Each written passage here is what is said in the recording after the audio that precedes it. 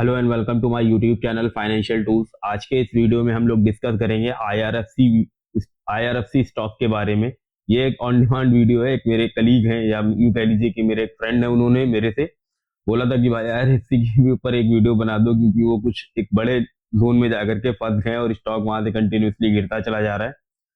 जुलाई 2024 में स्टॉक ने सबसे अपना ऑल टाइम हाई बनाया, 229 रुपए के आसपास स्टॉक जाता है और फिर वहां से उसने एक रिवर्सल ट्रेंड ले लिया और तब से ही वो स्टॉक लगातार कंटिन्यूसली गिरता चला जा रहा है। और जैसे ही स्टॉक ने 190 के लेवल क्रॉस किए थे, उसके बाद लोगों ने धड़ाधड़ रिटेल इन्वेस्टर ने खासतौर पे जाकर के उसमें एंट्रीज और अपनी पोजीशन लॉन्ग टर्म के लिए या शॉर्ट टर्म के लिए लेना शुरू कर दिया और स्टॉक एक लेवल पे गया, 10 रुपए 5 रुपए ऊपर गया 190 रुपए के बाद से, और वहां से कंटिन्यूसली गिरता चला जा रहा है।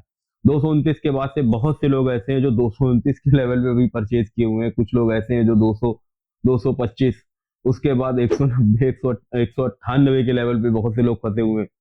अब जो लोग इस लेवल पे फंसे हुए हैं, बेसिकली उनके लिए ये वीडियो काफी अच्छी होने वाली है। उन्हें एग्जिट का रास्ता मिल जाएगा कि आखिर किस दरवाजे से निकलना है, उसका रास्ता भी मैं बता दूंगा। कहाँ तक होल्ड करना है वो भी बता दूंगा। होल्ड करना और ऑब्वियस सी बात है निकलना है, दोनों तरीके आप लोगों को इसमें मालूम चल जाएंगे। और स्टॉक में फ्रेश एंट्री कहाँ पे लेनी है, लेनी भी है या नहीं लेनी है आज की डेट में इस स्टॉक में, वो भी बता देंगे। क्या स्टॉक फंडामेंटली अच्छा है, टेक्निकली चार्ट पे क्या बन रहा है, अभी यहाँ पे एंट्री लेने लायक है या नहीं लेने लायक है लॉन्ग टर्म के लिए, वो सारी चीजों को इस वीडियो में हम लोग कंप्लीटली डिस्कस करने वाले हैं। इस वीडियो में मैं दो तरह से इस वीडियो को कंप्लीट करूंगा। पहला हम लोग फंडामेंटली स्टॉक को देखेंगे, सेकेंडली हम लोग टेक्निकली स्टॉक को देखते हैं। तो फंडामेंटली चलिए शुरू करेंगे हम लोग फंडामेंटल ओवरव्यू के तौर पे। फंडामेंटल एनालिसिस में भी आज हम लोगों ने इंट्रिंसिक वैल्यू जो वर्ड है उसके हिसाब से आईआरएफसी को जो एनालाइज किया हुआ है। इंट्रिंसिक वैल्यू की अगर बात करें तो इंट्रिंसिक वैल्यू का सिंपल और शाब्दिक अर्थ ये होता है कि स्टॉक की एक्चुअल वैल्यू या रियल वैल्यू क्या है। अगर आज आपको मार्केट प्राइस से उस और इंट्रिंसिक वैल्यू में बहुत फर्क है। अगर स्टॉक आज की डेट में मैं बात करूं, आईआरएफसी भी 120-21 रुपए के आसपास मिल रहा है, लेकिन ये इसके इंट्रिंसिक वैल्यू से जस्ट अपोजिट है। वो हमारा मार्केट प्राइस है और इंट्रिंसिक वैल्यू वो होती है जो उस स्टॉक की या उस कंपनी की या उस एसेट्स की उसकी एक्चुअल वैल्यू होती है, वो होती है इंट्रिंसिक वैल्यू। तो इंट्रिंसिक वैल्यू को कैलकुलेट करने के दो मेथड्स होते हैं, डिस्काउंटेड कैश फ्लो मेथड, दूसरा होता है हमारा रिलेटिव वैल्यूएशन। अगर हम डिस्काउंटेड कैश फ्लो मेथड की बात करें तो आज की डेट में आईआरएफसी डीसीएफ के हिसाब से 58% ओवर वैल्यूड है। जी हाँ, 58% स्टॉक ओवर वैल्यूड है। उसकी intrinsic value as per DCF निकल के आ रही है 52 रुपए 73 पैसे, ऑलमोस्ट 53 रुपए के आसपास, 53 रुपीज के आसपास आपको एज पर 53 रुपीज आपको डिस्काउंटेड कैश फ्लो यानी डीसीएफ के अकॉर्डिंग इसका निकल के मिलता है हमारे को इंट्रिंसिक वैल्यू। और अगर हम रिलेटिव वैल्यूएशन की बात करें तो रिलेटिव वैल्यूएशन में स्टॉक अंडर वैल्यूड है, क्योंकि रिलेटिव वैल्यूएशन के हिसाब से स्टॉक की जो करंट में मार्केट जो करंटली इंट्रिंसिक वैल्यू होनी चाहिए वो 280 या 81 रुपए होनी चाहिए। अब भाई, अब ये तो सब हो गया, इतना हौश पौश हो रहा है तो अब बता देता हूँ, कंफ्यूजन क्लियर कर देता हूँ कि जो डीसीएफ होता है, डीसीएफ की कैलकुलेशन फोरकास्टिंग बेस पर चलती है। फ्यूचर के 5 से 6 साल के हम डेटा एनालाइज करते हैं, प्रीवियस यानी हिस्टोरिकल डेटा के बेस पर, ठीक है। और रिलेटिव वैल्यूएशन को भी हम देखते हैं पी रेशियो और इंडस्ट्री का जो एवरेज अर्निंग है उस सेगमेंट में, पर्टिकुलर उस कंपनी में। जो कंपनी जैसे आईआरएफसी की हम बात कर रहे हैं तो IRFC Indian railway finance corporation Indian railway को फाइनेंस फैसिलिटीज प्रोवाइड करने का काम करती है। अब सिमिलरली जो इस तरह का काम और कंपनीज कर रही हैं या इंडियन रेलवेज को और जो लोग फैसिलिटीज प्रोवाइड कर रहे हैं, उन कंपनीज का P ratio plus industry average क्या है उसकी कैलकुलेशन रिलेटिव वैल्यूएशन में की जाती है। अब ना तो आप अगर देखेंगे रिलेटिव वैल्यूएशन के हिसाब से तो ये भाई स्टॉक आज की डेट में जो है अंडर वैल्यूड है, क्योंकि स्टॉक का जो एक्चुअल इंट्रिंसिक वैल्यू निकल के आ रहा है वो 280 281 रुपए निकल के आ रहा है और मार्केट का प्राइस 120-21 रुपए है। डीसीएफ के हिसाब से स्टॉक अंडर ओवर वैल्यूड है, क्योंकि स्टॉक का प्राइस 120-21 रुपए और वो एक्चुअल वैल्यू बता रहा है मेरे को 53 रुपीज। करना क्या चाहिए भाई, एक्चुअल में इन दोनों को हम लोग फिर एवरेज कर लेते हैं। इनका एवरेज जो होता है वो हमारे को एक लगभग आसपास मिल जाता है कि हाँ ये एक करेक्ट वैल्यू होनी चाहिए एक पर्टिकुलर स्टॉक की या उस पर्टिकुलर एसेट्स की। तो हम IRFC का अगर हम दोनों लोगों का कंबाइन करते हैं DCF का, तो आप 52 रुपीज या 53 रुपीज आप मोटी मोटा पकड़ लीजिए DCF का, और 281 रुपीज पकड़ लीजिए आप इसका रिलेटिव वैल्यूएशन का। दोनों को आप डिवाइड कर दीजिए तो ऑलमोस्ट आपको जो रेट मिलेगा 165 166 के आसपास का मिलता है। ये हमारी आज की डेट में एक्चुअल वैल्यू है IRFC की। ये IRFC की एक्चुअल वैल्यू, लेकिन स्टॉक क्या अपनी एक्चुअल वैल्यू से काफी नीचे मिल रहा है। तो मान के चलते हैं कि स्टॉक जो है आज 120-21 रुपए के आसपास, तो मान के क्या चलते हैं स्टॉक 120-21 रुपए के आसपास चल ही रहा है भाई। तो 166 रुपए या 167 रुपए का जो हमारा इंट्रेंसिक वैल्यू निकल के आ रहा है, स्टॉक उससे काफी नीचे है। और अगर अब यहाँ पे आप लोगों को एंट्री का लेवल देखना है, तो ऐसा नहीं है कि इंट्रेंसिक वैल्यू से नीचे है तो तुरंत एंट्री बना ली भाई, ऐसा भी नहीं करना है। स्टॉक को टेक्निकली भी देखना है, या इंट्रेंसिक वैल्यू के हिसाब से अगर हम बात करें, या फंडामेंटली ही अगर हम बात करें, तो स्टॉक अभी एंट्री लेने के लिए भी नहीं है। जी हाँ, अभी करेक्ट टाइम नहीं है एंट्री लेने का। करेक्ट टाइम इंट्रेंसिक वैल्यू या फंडामेंटल एनालिसिस के हिसाब से जो बनता है वो 129 से 30 रुपए का लेवल है। यहाँ पे आपको सही एंट्री लेनी है। अगर एक लॉन्ग टर्म पोजीशन बनानी है अगले 2 साल 5 साल या 10 सालों के लिए, तो 130 रुपए का जो लेवल है, यहाँ पे फंडामेंटली आप एंट्री ले सकते हैं स्टॉक की, क्योंकि स्टॉक अपने इंट्रेंसिक वैल्यू के काफी नीचे चल रहा है। तो चलिए अभी हम टेक्निकली एनालिसिस की तरफ देखते हैं, और चलिए आपको चार्ट पर ले चलता हूँ डायरेक्ट लैपटॉप स्क्रीन की तरफ, और दिखाता हूँ क्या टेक्निकली आज की डेट में स्टॉक फ्रेश एंट्री लेने के लिए बनता है या नहीं बनता है, या जो लोग इस स्टॉक में फंसे हुए हैं उनके लिए एग्जिट का लेवल क्या होना चाहिए, या स्टॉप लॉस की बात करेगी स्टॉप लॉस क्या होना चाहिए, वो सारी चीजें डिस्कस करते हैं। चलिए चलते हैं अपनी लैपटॉप स्क्रीन की तरफ। अगर यहाँ तक वीडियो आप लोगों को भाई पसंद आया हो तो प्लीज चैनल को सब्सक्राइब कर लो, वीडियो लाइक कर दो और लोगों तक शेयर कर दो। चलिए शुरू करते हैं टेक्निकल एनालिसिस। तो अभी हम लोग आ गए हैं अपनी लैपटॉप स्क्रीन पर, और यहाँ पे देखिए कि जैसा कि पहले मैं बता रहा था आप लोगों को, एक हॉरिजॉन्टल लाइन में ड्रा कर लेता हूँ जहाँ से स्टॉक ने अपना सबसे हाईएस्ट पॉइंट बनाया हुआ तकरीबन 229 रुपये 230 रुपये के लेवल पे स्टॉक गया, और वहाँ से फिर ये नीचे चला आया। ये ऑलमोस्ट जुलाई अगस्त के आसपास की बात है। अगर मैं यहाँ पर देखता हूँ तो आप 15 जुलाई के आसपास की डेट आपको नीचे देखने को मिल रही होगी कहीं ना कहीं। 15 जुलाई के आसपास स्टॉक ने सबसे अपना हाईएस्ट जोन बनाया, और वहाँ से कंटिन्यूसली देखिए वन साइडेड ही ट्रेड ले रहा है। अब अगर हम नीचे देखते हैं तो स्टॉक ने कहाँ से लगातार सपोर्ट लिया है बार बार। अगर हम पिछली भी चीज़ों को देखेंगे तो स्टॉक यहाँ पे एक लेवल है जहाँ से स्टॉक बार बार आकर के ऊपर को निकल रहा है, तकरीबन 116 रुपये 117 रुपये के आसपास। अब ये हमारा एक नीचे तरफ में हमारा जोन बनता है जहाँ पे हमारा ये सपोर्ट बन रहा है, और ऊपर ये रेजिस्टेंट है।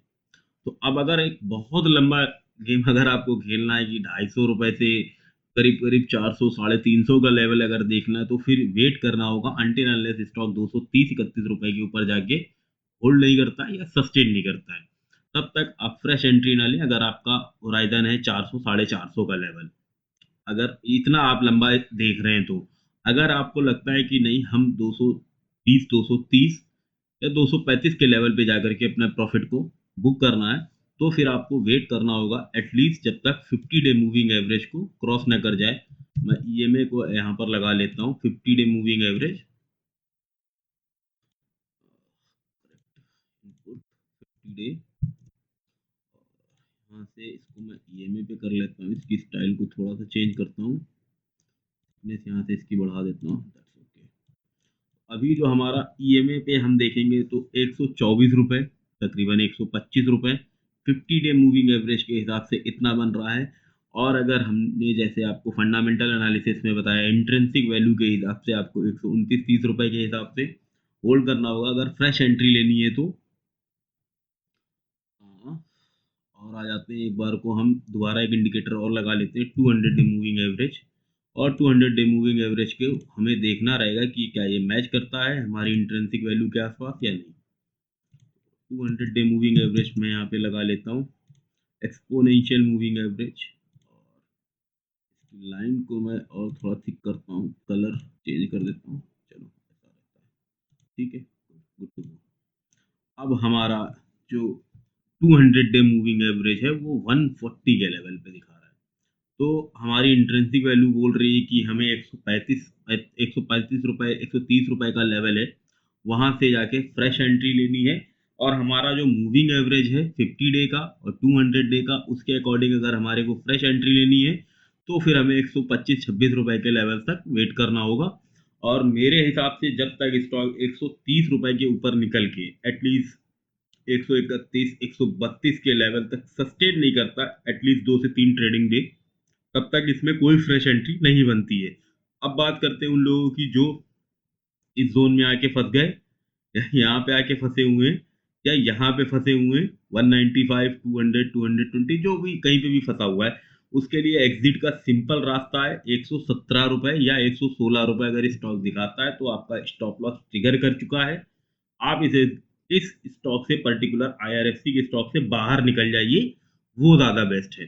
अगर यहाँ से आकर के फिर से वो बाउंस बैक करता है तो आप अपना स्टॉप लॉस होल्ड करके चलेंगे 116-17 रुपए। मैं तो सेफर साइड के लिए आप लोग 117 रुपए ही पकड़ लीजिए। 117 रुपए के लेवल्स को वो क्रॉस नहीं करना चाहिए। अगर 117 रुपए के ऊपर निकलता है नीचे तो फिर आप लोगों के लिए वो डेंजर जोन है। आप लोग वहाँ से स्टॉक में अपनी कोई भी पोजीशन होल्ड ना करें और फौरी ही आप अपना वहाँ से स्टॉक अपना जो भी लॉस है वो बुक करें और निकल जाए, और फिर एक अगले स्टॉक में जाकर के प्रॉफिट बुक करें जब आप वहाँ पे इतना बैठे हुए हैं। क्योंकि इसके बाद अगर मैं जो अगला लेवल देख रहा हूँ वो लेवल यहाँ पे है 50 रुपीज़, तो फिर आप एक लंबा लॉस खा जाएंगे। तो अगर आप लोगों ने पोजीशन ऊपर साइड से बना रखी है तो 170 के लेवल आपके लिए 117 रुपए का लेवल सॉरी आप लोगों के लिए बेस्ट एग्जिट पॉइंट है।